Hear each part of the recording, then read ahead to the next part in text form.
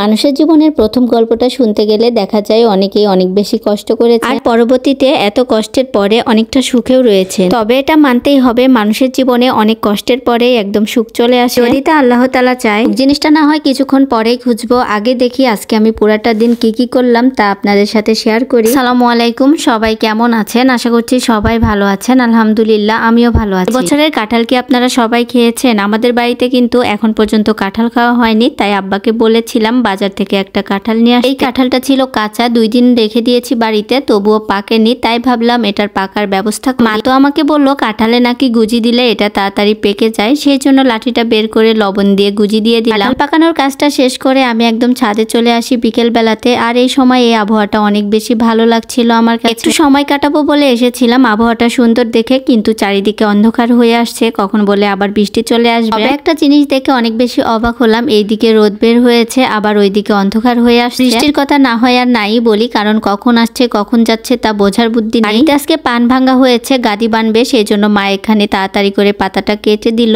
আমি এখন ছাদ থেকে নিয়ে এটা বাসায় চলে আসলাম। পরের দিন সকালে আমাদের বাড়িতে অনেকগুলো লোক হয়েছিল বর বাঁধার জন্য, সেই জন্য সকাল সকালে উঠে রান্না করতে চলে এসেছি। আজকে সকালে খাবার রান্না করা হবে খিচুড়ি গরুর তেল দিয়ে। এই খাবারটা খেতে আমার একদমই ভালো লাগে না, তবে সবার জন্য রান্না করতে আমার বেশ ভালো লাগে। এখন আসেন আপনাদের সাথে কিছু কথা শেয়ার করি। আমি নাকি বাড়িতে কোনো কাজ করি না, একদম শুয়ে বসে থাকি। তাহলে কি আমাদের বাড়ির কাজগুলো আপনারা করে দিয়েছেন? আমাদের বাড়ি যেহেতু গ্রামে, নানা ধরনের ফসল ফলানো হয়, প্রতিদিন 1টা 2টা 3টা মানুষ হয়েই থাকে। সবকিছু মিলিয়ে আমার মায়ের অনেক বেশি চাপ হয়ে যায়, আর আমি হাতে হাতে আমার মাকে অনেক কাজে হেল্প করি। তবুও কিছু কিছু মানুষের চোখে এই কাজগুলো পড়ে না, তাদের বলছি আমার বাড়ির কাজগুলো কি তাহলে আপনারা করে দিয়েছেন? নিচের দিকটা দেখবেন, তারপরে কাউকে না হয় কোনো কথা বলবেন। আর একটা কথা বলি, প্রত্যেকটা কাজে অনেক বেশি কষ্ট করতে হয়, আর এই কষ্টের পরেই মানুষ অনেক বেশি সুখের নাগাল পায়। আর এই সুখটা খুঁজতে খুঁজতে পৃথিবীর প্রত্যেকটা মানুষ প্রত্যেকটা কাজেই ব্যস্ত হয়ে পড়ে। এটা হলো আমার কথা নয়, এটা হলো বাস্তবতা। যাই হোক, এইদিকে আমি সকালের রান্নাটা তুলে দিয়েছি, মশলাটা ভালো মতো কষিয়ে নিয়ে এখন চালটা মশলার সাথে ভালো মতো ভেজে নিব। আমার নরম খিচুড়ি তেমন একটা ভালো লাগে না, ঝরঝরা খিচুড়ি ভালো লাগে, সেই জন্য আজকে সেইভাবেই রান্না করব। মা ওইদিকে অন্য কাজে ব্যস্ত ছিল, আমি এইদিকে সকালের নাস্তাটা বানিয়ে নিচ্ছি। দেখা যাক আজকে খেতে কেমন হয় এই খিচুড়িটা। চালগুলো ভালো করে মশলার সাথে মিশিয়ে নিয়েছি আর ভেজে নিয়েছি। এখন পরিমাণ মতো পানি দিয়ে এটা আরো জাল করতে হবে। এদিকে আমি খিচুড়ির মধ্যে 1 গামলা পানি দিয়ে দিয়েছি, এটাতে নাকি হয়নি, আরো পানি দিতে হবে। রান্না করার পরে যদি সবাই সেই খাবারের প্রশংসা করে তাহলে অনেক বেশি ভালো লাগে, আর যদি রান্নাটা খারাপ হয় তাহলে মনের মধ্যে অনেক বেশি কষ্ট লাগে। তবে দেখা যাক আজকে খিচুড়িটা কেমন হয়। এরপরে কোনো ক্লিপ আমি নেইনি, একদম খিচুড়িটা রান্না হয়ে গেছে তখন ক্লিপটা নিয়েছি। এখন পরে এই খাবারগুলো পাঠিয়ে দিব, সেই জন্য বড় একটা গামলাতে খিচুড়িগুলো তুলে নিচ্ছি। গরুর কোনো কিছু দেওয়া আমার মা খায় না, সেই জন্য মায়ের জন্যও রাখলাম না, আর আমি নিজেও এটা খাবো না, সেই জন্য সবগুলো বরে পাঠিয়ে দিলাম। খিচুড়ি ভালো লাগে, তবে তেল দেওয়া খিচুড়ি আমার একদমই ভালো লাগে না। যাই হোক, আজকের ভিডিও এখানেই শেষ করছি। আমার ভিডিওগুলো আপনাদের কাছে কেমন লাগে নিশ্চয়ই আমাকে কমেন্ট করে জানাবেন। দেখা হবে নেক্সট কোনো ভিডিওতে, ততক্ষণ সবাই ভালো থাকবেন, সুস্থ থাকবেন, আমার জন্য দোয়া করবেন। আল্লাহ হাফেজ।